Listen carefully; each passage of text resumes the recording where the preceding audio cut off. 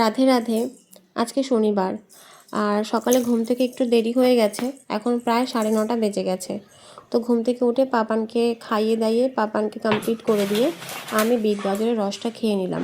প্রত্যেক দিনই বিট গাজরের রস করে অবশিষ্ট অংশটা ফেলে দিই, কিন্তু আজকে আর ফেলিনি। আজকে ভাবলাম শুকিয়ে নিই, শুকোলে ভালো সার হবে গাছের জন্য। তো শুধু থালার উপরে দিলে না থালায় ওই আমলকির দাগটা লেগে যেত। সেই জন্য আমি কী করলাম, থালার উপরে একটা পেপার পেতে নিয়েছি আর তারপরে সেটা ছড়িয়ে দিয়েছি। তো ভাইকে বললাম তুই একটু রোদে দিয়ে আয়। আর আমি আজকে পাপানের রান্নাটা বসিয়েছি। গত 2 দিন ধরেই না একাদশী ছিল, তারপরের দিন দ্বাদশী, তো সেই জন্য 2 দিন পাপানকে মাছ দেওয়া হয়নি। আজকে শনিবারেও আমরা মাছ দিই না, যেহেতু আমরা নিরামিষ খাই তাই পাপানকেও নিরামিষ দিই। কিন্তু ওই যে বললাম, গত 2 দিন ধরে পাপানকে মাছ দেওয়া হয়নি, তাই ভাবলাম আজকে ওকে একটু মাছ করে দিই। ও মাছটা খেতে পছন্দও করে। তো এই যে আমি রান্না বসিয়ে দিয়েছি, রান্না বসাতে বসাতে আরও অন্যান্য টুকটাক কাজগুলো করে নিচ্ছিলাম। যেমন সকাল থেকে কয়েকটা বাসন হয়েছে, কাজের দিদি মেজে দিয়ে গেছে, তারপরেও নিজেদের ব্যবহার করার পরে ছোটোখাটো বাসনগুলো আমি আর কাজের দিদির জন্য রাখি না, তাই কিছু কিছু ধুয়ে ফেলি। আর পাপানের যে খাবারের বাসন সেটাও কাজের দিদিকে দিই না, আমিই ধুয়ে ফেলি।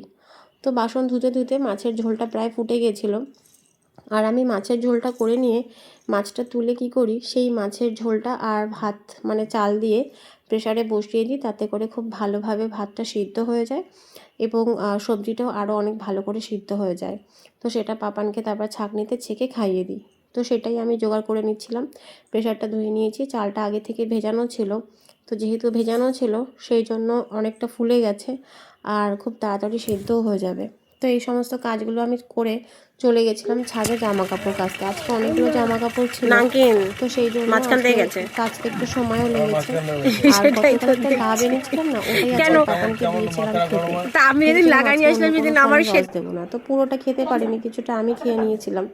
অত বড় একটা ডাবের জল নিশ্চয়ই পুরোটা খেতে পারতও না। আর ওকে স্নান করিয়ে দিয়েছি, তারপরে আমিও স্নান করে নিয়েছি। তো স্নান করে এসে দেখো পুজো দিতে বসে গেছি। তো প্রতিদিন সব কিছু ঠিকঠাক থাকে না। আজকে ঘরে কলা ছিল, চিড়ে ছিল, তো সেই জন্য আজকে চিড়ে কলা দিয়ে ভোগ দিয়েছি। আর দুপুরবেলা একটু ভারী ভোগ দিলে ঠাকুরকে মনটা বেশ ভালোই লাগে। তো যাই হোক, পুজো করা হয়ে গেছে, হনুমান চালিশা পড়া হয়ে গেল। আর সকালে পাপানকে যে ডাব দিয়েছিলাম তার ভেতরে শ্বাস হয়েছিল, সন্ধেবেলা আমি সেটাই মুড়ি দিয়ে খেয়ে নিয়েছি। আর সবাই চলে এসেছে পড়তে।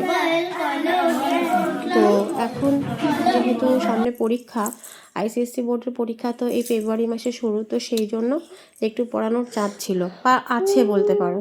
তো আজকে ভিডিওটা এই পর্যন্তই, কালকে দেখা হবে নতুন